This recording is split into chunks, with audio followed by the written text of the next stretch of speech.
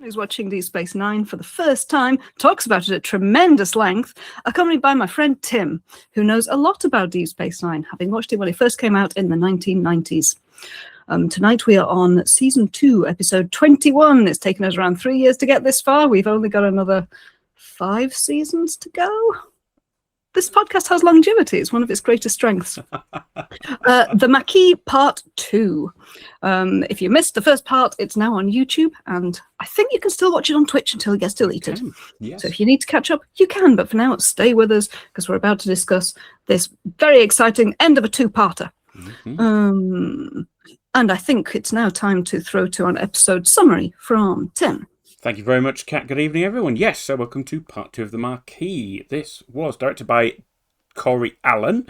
The story is by Rick Berman, Michael Pillar, and Irish Stephen Bear, who came in to do the story and teleplay of part 2. And it was released, because I always like it when Kat tells us, and I can't see where it was released. Here we go. Original air date, May 2nd, 1994. So there we are. So let's kick off with a summary, and we are right back into the action, knowing that Sisko, Kira, and Bashir were captured by Cal Hudson, who was revealed to be part of the Maquis right at the end of part 1. Straight in, and Sisko demands to see Dukat. Hudson accuses Sisko of siding with the Cardassians over him. Hudson claims the Maquis only want peace, while Sisko characterises their desire to retaliate simply as revenge. After Sisko just declines an offer to join him, Hudson and the Maquis stun the group and depart. Admiral Nechayev, remember her, is waiting for Sisko when he returns to Deep Space Nine. She refers to the Maquis as a bunch of irresponsible hotheads and instructs Sisko to reason with them, seemingly unaware of the true nature of the situation. Legate Parn of the Cardassian Central Command then arrives, and as Sisko prepares to meet him, Odo reports that he has caught one of the Vulcan's accomplices. Sisko arrives to find Quark in a holding cell, not for the first or the last time. Quark eventually reveals that he arranged for Sakona to acquire weapons, unaware of the Maquis at the time, and believes Sakona is planning an attack within the next few days. Parn then admits that weapons have been smuggled into the demilitarized zone, informing Sisko and Kira that Cardassian Central Command blames Dukat, claiming he is acting as a renegade. Though Sisko and Kira consider it clear they're merely setting him up as a scapegoat. At the Maquis base, Sakona attempts to establish a Vulcan mind meld with Dukat, which he easily resists. Sisko, Bashir, and Odo arrive and interrupt the interrogation and try to resolve the situation peacefully, but Dukat grows impatient, triggering a firefight. Not for the first or the last. The Maquis Everyone in character. Exactly. The Maquis are captured, but Sisko lets one of their leaders go to deliver a message to Hudson, imploring him to settle things peacefully. They bring Dukat back to Deep Space Nine, where they inform him of Parn's accusations. With Dukat's reluctant help, they capture a Zeppelite trader transporting weapons on behalf of the Central Command. Quark talks Sakona into revealing to Sisko that the Maquis are planning to blow up a Cardassian weapons depot in the next 52 hours, but she does not know where it is. Dukat promises to find out the depot's location, and in the meantime, Sisko visits Hudson one final time, imploring him to reconsider abandoning his career. Hudson resolutely declines, vaporizing his Starfleet uniform with a phaser. The DS9 crew is waiting in runabouts when the Maquis arrive at the depot, and neither Hudson nor Sisko want to hurt each other. They attempt to disable one another. Finally, only Sisko's runabout and Hudson's raider remain, with Sisko's engines and Hudson's weapons inoperable.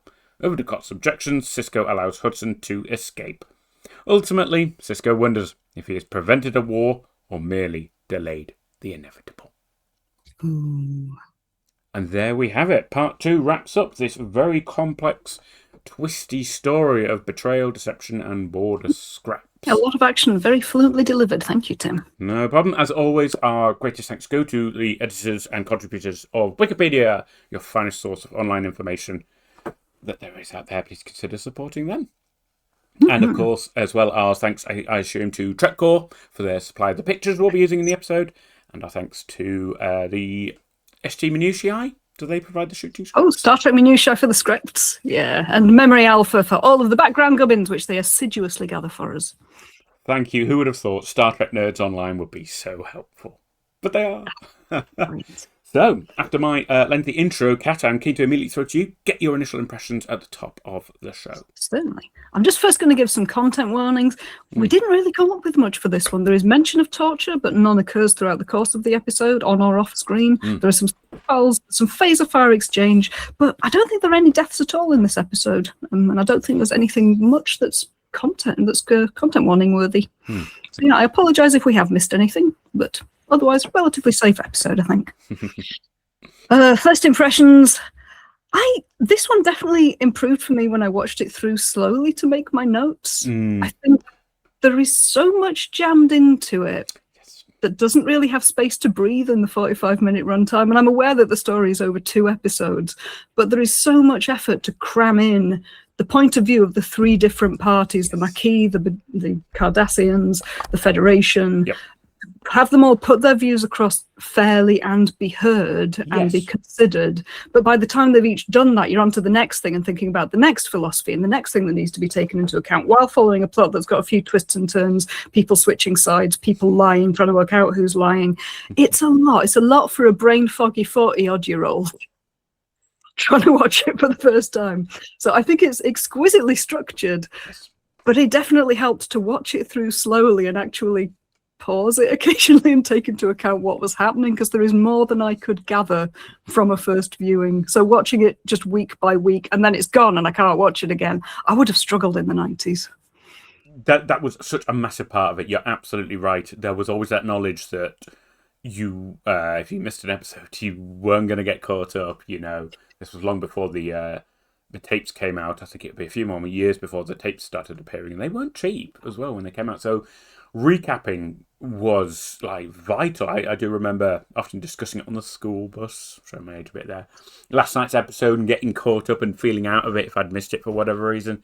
So yes, sympathise with that. And also, we had the same complaints about episode 1, didn't we? We were just so conscious that the episode was trying to get across a really complex situation, give enough screen time to all the characters, have their voices heard. I was hoping that episode 2 might, maybe be able to just glide more smoothly towards the conclusion, but it didn't. It was still ploughing through the same twists and turns and interleaving kind of plot twists. And oddly enough, there was no B plot. It was just there were 3 A plots all kind of colliding. You're right. Yeah, we're always with just one. I suppose occasionally O'Brien goes away and researches something, but then he just comes back to Sisko and tells him what's up. You're right. There isn't any kind of cutting away. Yeah. So, nonetheless, I enjoyed it very much myself. It was, I did enjoy it. I did find it difficult to follow. For me, it was nipping onto a few of the memory alpha and TV tropes and just kind of going, that's what they meant. Definitely at one point I remember thinking, wait, is Dukat lying to me, or is he lying to Sisko, or is he lying to himself? Jesus. I think it genuinely is hard to know at some points in the episode, and they are very good at not just having everyone go, ha, this is what I intended. Absolutely right. I think the script is actually quite elegant in the way that it delivers information to us by having characters talk to each other, with a few exceptions. But yeah, it's just, there's a lot. We're going to try and keep this below 2 hours, but I was thinking, we'll try. Yeah, let's. I think we've given our initial impressions. Let's get into this as quickly as possible so we can try and get through it all. So, quite happy for you to kick us off there, Kat. We then get a shot of a small M-class planet, then it's not a very exciting one, I haven't got a picture of it. And then we cut to Sakona trying to mind meld Dukat, and it isn't going well. It's in a cave set, and I'm pretty sure it's the same cave set that was in the circle with the mezzanine level above and the level below. It's a very good set. I've no real problem with them reusing it. Sakona's voice is trembling with effort as she's got her hand to Dukat's face. She's clearly been repeating, my mind to your mind, your thoughts to my thoughts for some time. And Dukat looks perfectly calm. And when Amaros in the background frustratedly asks, what is wrong? Dukat opens his eyes and says, it's not working. I know we're meant to hate him, but he's just such a deliciously camp, evil, calm villain. I love his depiction so much. He's just so much fun in this episode. This whole scene is brilliant for Ducat. I mean, he is absolutely chewing the scenery like a madman. It's outstanding. I also think this might be the first time we've actually ever seen somebody resist mind meld. Which is, I think. Yeah, I think we've seen that even other Vulcans struggle to resist it. I think it was in Star Trek 6, where Spock does a very horrible mind meld on a young woman. Yes. Played by Kim Cattrall, whose name I've completely forgotten. Valeris, thank you. No, so we know that resisting a mind meld is not easy, even for someone who is very well versed in it. So for Ducat to be doing it is bloody frustrating for Sakona. Absolutely. And it for me as well, it very discreetly kind of raises Ducat's threat level. You know, it's just a healthy calibration of actually this guy's dangerous. If he can resist a Vulcan mind meld, which we've seen is a wonderful, great technique for Mr. Spock Save the Day, it just ratchets up the tension a little. I just thought it was cool. And obviously it also gives Mark Alemo amazing opportunity to just be now he's the moustache twirling villain. Chewing on that much-used scenery.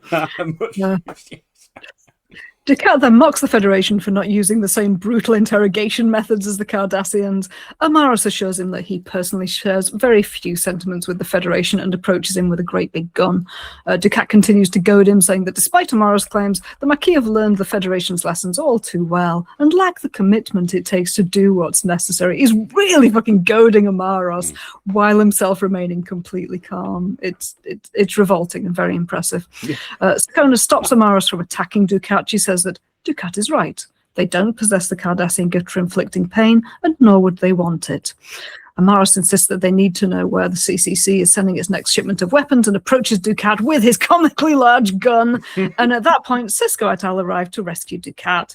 Bashir tells the Maquis that we're all on the same side. All of us want to stop the arms shipments. And Ducat speaks calmly but with clear frustration when he says to the Deep Space Nine crew, "Will you stop talking and shoot them?" So he's tied to a chair. Everyone around him is holding guns. And the Federation guys are going, "Would you very kindly please stop tormenting this nice gentleman?" I can see that the Federation people look a bit silly at this point, that Ducat, who's extremely violent, does not understand why they're doing what they're doing. Again, it's all these wonderful, wonderful opportunities to go, wow, the Federation in this kind of hard situation is always like, peace, diplomacy, it'll resolve the day. And there is Ducat being like, the cruel realities are somebody's going to get shot here.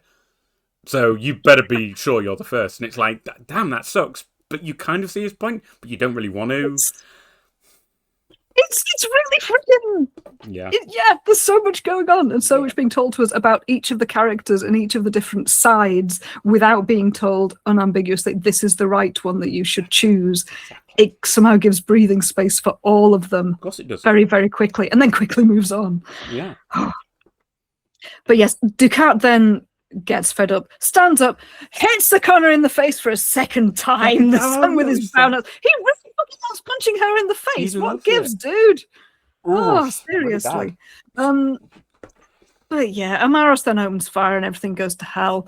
We've got a picture of Odo using an absurd... I've been watching One Piece, so it just reminds me of Monkey D. Luffy and his Gum power of stretching his limbs. He does a little kind of stretch Armstrong out towards Amaris and scoops him backwards to stop him from getting a Ducat. It's a brilliant shot, and as I think they say in the setup, this was quite an ambitious technical achievement for 90s CG, so well done them. It looks great, still looks great to me. I think that looks really good. On Memory Alpha, it says that the team had to write a special piece of software to make this happen. Right, there you go. Well, credit to them, because it looks good. It does. I think they're allowed one Odo shot per episode, and they chose it well here. It's a really good mixture, actually, of animation and live action. The actor falling off a ladder at the same time as the tentacle is seen pulling him without you seeing someone pulling him with a rope or anything from behind. No. It looks really good. It does. I'm just going to give Nigel in the chat credit for Go-Go Gadget Arm, which I think works really well with Inspector Odo. Inspector Odo. So thank you, Nigel. That's going to be in my head now forever. It's 10 past 10, so let's race through our wrap-up thoughts. Nigel there says, I thought the baseball was a reminder that after this, he's going back to the day-to-day running of Deep Space Nine. I like it. Can see nice. it. I can absolutely see it. Yeah, it's a reminder that, these shenanigans and these complexities are nothing compared to just running the station. Like the colonists in the demilitarized zone were just trying to lead their colonies. Yeah, it's a nice read. Thank you, Nigel. I like that. So there we are. There we are. Kat, what do we reckon to the Maquis Part 2? I fear that I'm getting a bit repetitive in my final thoughts, but for this one, it's a good episode. It's just not my favorite kind of episode. I'm very intellectually impressed by what they achieve in terms of its dialogue, direction, the themes that it successfully raises and doesn't pretend to resolve. Most of the performances are brilliant. Sakona notwithstanding, I still feel that Paul Battilla just didn't bring the subtlety that was needed. I think we were very spoiled by Leonard Nimoy's portrayal of Spock. You neither want other Vulcans to completely mimic what Spock did, but you also don't want them just to be blank canvases. And I think Sakona is just a little too stiff and awkward. She's not quite. She's probably the casualty of the same thing that befell Quark, who I don't think emoted as expansively as Quark usually does. They had to film this quickly. They had a lot of different scenes, a lot of different actors. They probably rushed through the filming of those scenes and didn't give her direction to do anything differently. But yeah, everyone else I really enjoyed. There's a lot of great work gone into the episode, but it's just not as entertaining to me as an episode about Quark shenanigans or O'Brien and Bashir playing racquetball, or even Sisko falling in love with another dude's wife while she's having severe mental health episodes. Those episodes are very entertaining. I know, some of them are horrific as well, but they are very entertaining. They're really well told stories. There's tension, it builds, it breaks. They just work as short stories, whereas this one I think is too rich for its own good. It is excellent for this podcast. It's great to watch. Oh yeah. Pause, make notes, watch, pause, make notes, rewind, watch again, make notes. I don't think it's a great episode just for watching through. I think it doesn't manage to be as entertaining as some of the simpler episodes just because there's too much rich stuff in there. So yeah, it's very well done. I think everyone involved should be very proud of it. Possibly not Sakona. But, God, sorry, I shouldn't single out actors. She did a very good job under the circumstances. Everyone should feel proud of it, but it's not a favourite. I can't argue with what you're saying, Kat. I would say look at how we spent more than 4 hours, probably close to 5 hours discussing 2 episodes of a 90s TV show. And we both know we could go a lot more. There's plenty we've skimmed over that we could have dwelt on even longer. So that is a good thing in my eyes. That shows us there was plenty to deal with here. The downside is, too much. There was too much to deal with. It's a wonderful slice of the drama of the border, the frontier, the wider geopolitical situation. Nice tie-in with TNG, but it's trying to do far too much. And whilst it's very careful parceling out really good scenes to Mark Alamo, to Avery Brooks, to, oh God, I can't remember the actor's name who plays Cal Hudson. Sorry, that's completely gone out of my head. Grab him. Yes, thank you. But I think he's a great character as this very... Bernie Casey.